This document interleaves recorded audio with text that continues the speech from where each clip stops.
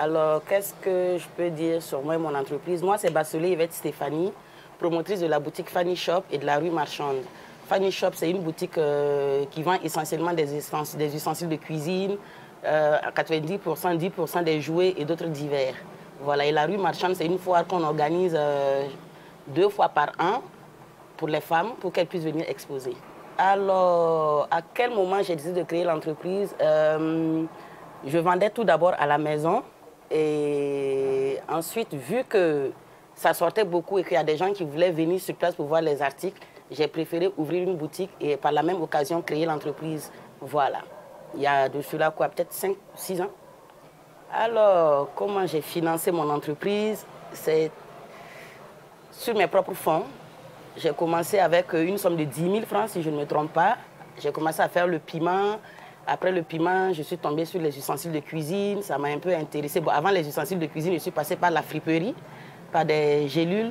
Et ensuite, je suis tombée sur les ustensiles de cuisine. Alors, avec les bénéfices que j'ai pu avoir avec la vente du piment, la vente de la friperie et puis des gélules là, je me suis lancée maintenant dans la vente des ustensiles de cuisine. J'ai ciblé certaines grandes boutiques. Je partais là-bas, je ciblais certains articles. Je prenais en photo, je viens, je publie. Quand il y a des clients, je pars prendre et puis j'ajoute ma marge et puis voilà. C'est un peu comme ça. Alors, me lancer dans l'entrepreneuriat, cette idée m'est venue suite à certaines difficultés. Parce que bon, quand tu vis dans une prison dorée, à un moment donné, tu as besoin de t'échapper un peu. Voilà, et à partir de ce moment, parce que je n'avais pas de revenus propres à moi-même, parce que je tendais toujours la main à quelqu'un. Et quand la personne a décidé de fermer le robinet, je pense que ça a été le déclic en ce moment. Il fallait maintenant se lancer dans les affaires et voilà. Ma population cible, ce sont les jeunes femmes et les jeunes hommes. Voilà, hommes et femmes. Moi, je n'ai pas d'âge, je ne cible pas un certain âge parce que je vends aussi des trucs pour les enfants. Mais je suis plus sur les femmes si on veut. Je suis plus sur les femmes. Puisque ici, on dit que la place de la femme, c'est dans la cuisine. Eh bien, moi, je suis dans les ustensiles de cuisine. Bon, dans ce cas, je cible les femmes, mais aussi il y a des hommes qui cuisinent. Hein. Pour me lancer, un soutien moral, oui. Mon entourage, mes amis, ma famille, voilà. Un soutien financier pour me lancer dedans dès les débuts. Je pense que c'est une amie qui m'avait passé les 10 000 francs pour que je commence le piment. Voilà. Donc oui. Alors, pour les années à venir, moi, mes ambitions, c'est surtout les femmes. Tout le monde sait que j'adore beaucoup les femmes et tout ce que j'organise, ça vise les femmes vraiment à 99%. Voilà. Quand on parle d'autonomisation financière, les gens voient en cela, je ne sais pas, du style, tu veux, je ne sais pas, te prendre la tête ou quoi, mais ce n'est pas ça. Chacun a besoin d'avoir un petit truc propre à lui-même. Voilà. Aujourd'hui, moi, je suis contente de voir qu'il y a des jeunes femmes qui commencent à entreprendre un peu pour leur bien-être. Parce qu'on n'entreprend pas pour se prendre la tête contre son mari ou prendre la tête contre la société. Non, non, non.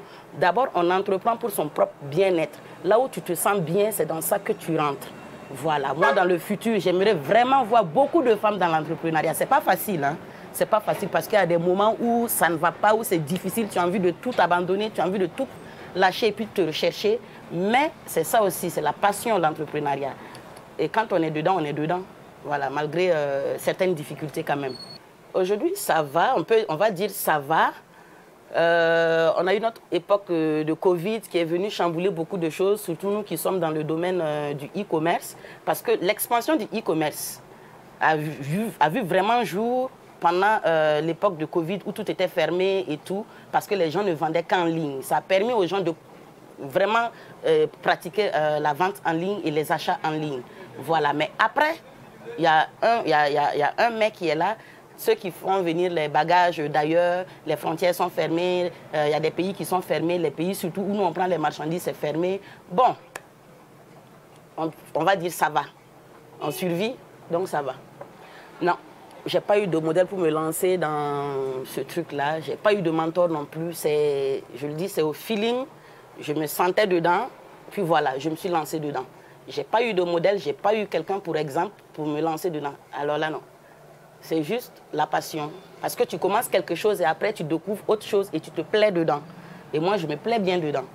Le e-commerce, c'est fait pour moi. Alors, rencontrer la concurrence et tout, moi, je ne les considère pas déjà comme des concurrents, mais je les considère comme des partenaires. Voilà. Parce que déjà, quand tu mets le mot concurrent devant, il y a déjà une petite guéguerre qui est là. Non, non, non. Moi, je considère tous ceux qui font la même chose que moi, je les considère comme des partenaires. Voilà. Si aujourd'hui, moi, j'ai un article qui en manque, si je connais telle société, je connais telle personne qui vend ça, je l'approche et je dis, tiens, tu as ce truc-là qui m'intéresse parce que moi, je n'en ai plus. Moi, pour moi, ce ne sont pas des concurrents, mais ce sont des partenaires. Alors, les crédits, il y a des gens qui prennent les crédits surtout, ça c'est la principale difficulté. Parce que les gens ne savent pas que quand ils payent à crédit, toi aussi tu ne t'en sors pas. Parce que c'est difficile pour quelqu'un d'injecter de l'argent dans de la marchandise. Et quand ça vient, on prend à crédit et on ne paye pas. Voilà. On peut se faire de petits crédits souvent, oui. Mais bon, quand c'est énorme et quand c'est beaucoup de personnes, après toi-même, tu ne t'en sors pas. Ça, c'est la première difficulté. La deuxième difficulté, c'est de faire venir les marchandises, surtout en cette période-là. D'habitude, tu pouvais faire venir une marchandise en 1 semaine, en 5 jours. Mais maintenant, il faut aller à 2 semaines, à 1 mois. Pourtant, quand tu payes, quand tu commandes la marchandise, tu payes. Ça veut dire que tu donnes beaucoup d'argent. Et en ce moment, toi, tu es assis maintenant, tu ne fais plus rien, quoi. Plus rien ne bouge. Il faut que ces bagages-là entrent. Ou les marchandises qui arrivent en retard, des jouets qui sont censés être là pour le mois de décembre, qui débarquent en janvier. Bon, ça, c'est compliqué. Ça, c'est compliqué. Et aussi, il y a certains, il y a les grands commerçants, comme on l'a dit, et il y a nous, les petits commerçants. Nous, les petits commerçants qui commandons juste par pièce et les grands commerçants qui commandent par conteneur et tout, on ne peut pas avoir les mêmes prix. Et du coup, souvent, c'est compliqué. C'est compliqué au niveau de la clientèle parce qu'ils trouvent que voilà, vous exagérez sur les prix, mais ils ne prennent pas en compte que vous ne payez pas les mêmes quantités que les grosses sociétés, en fait. Des difficultés particulières en tant que femme qui vit du e-commerce, qui fait du e-commerce. Je ne sais pas si je peux dire le mot, mais j'ai été traitée de prostituée. Voilà. Voilà, la personne qui partageait ma vie, à un moment donné, elle me dit, mais tu fous quoi tout le temps sur Internet, que c'est toi qui vends, c'est juste pour chercher des hommes. Voilà. C'est ça. C'est ça le gros problème pour les femmes qui travaillent sur le net. On ne peut pas empêcher quelqu'un de nous approcher, de nous aborder, essayer de nous faire la cour. Non, on ne peut pas empêcher. C'est le net, c'est le virtuel. Alors, quel conseil donner à toutes ces femmes qui veulent s'engager dans le e-commerce? Il faut être en phase avec ce que vous voulez vendre. Ce n'est pas parce que X vend telle chose que tu vas vendre telle chose et puis ça va marcher. Il faut toujours qu'il y ait un feeling entre toi et ce que tu veux vendre. Et aussi, il ne faut pas prendre en compte ce que les gens écrivent à gauche, à droite. Et le point le plus important, il ne faut pas s'autoproclamer femme battante. Non, ça ne se fait pas. On n'entend pas un homme dire « je suis un homme battant ». Ce sont tes actions que tu vas poser là. C'est le travail que tu vas mener qui va amener les autres à t'appeler toi une femme battante. Toi-même, tu n'as pas à te dire « je suis une femme battante » parce que tu ne l'es pas. Aujourd'hui, la phrase femme battante là est assimilée à une certaine catégorie de filles. Je ne juge pas. Mais cette association-là, même, il y a plusieurs femmes qui font ça, qui traitent les femmes battantes. On les appelle les femmes battantes du net, en les traitant de prostituées, désolé. Mais c'est pas bien. Donc, quand on se lance, ce n'est pas parce qu'on vend une aiguille qu'on est une femme battante. Quand on veut se lancer dans le e-commerce, il faut faire fi de tout ça. Parce que tu vas l'entendre, tu vas le lire matin, midi et soir. Donc, sois en phase avec ce que tu veux vendre. Il faut qu'il y ait un feeling entre toi et tes articles que tu veux faire. Et voilà. Et puis le reste, ben, on regarde. Si c'était à refaire, il y a beaucoup de choses que je vais changer. Déjà, à mes débuts, j'écoutais beaucoup, je prenais à cœur ce que les gens disaient du e-commerce et tout, ce que les gens disaient sur les femmes, sur le e-commerce, et ça me touchait vraiment beaucoup. Et moi, si je dois reprendre, je vais encore poursuivre, refaire le même parcours, mais durant ce parcours-là, je vais faire fi des mauvaises langues, je vais faire fi de ce que les gens disent et tout, voilà. Et aussi, peut-être, je vais apprendre à économiser aussi un peu. Parce que c'est important. Parce que nous qui sommes dans le e-commerce, là, on ne sait pas économiser. Tout de suite, un fournisseur t'envoie une photo, tu sautes, tu pars, tu prends.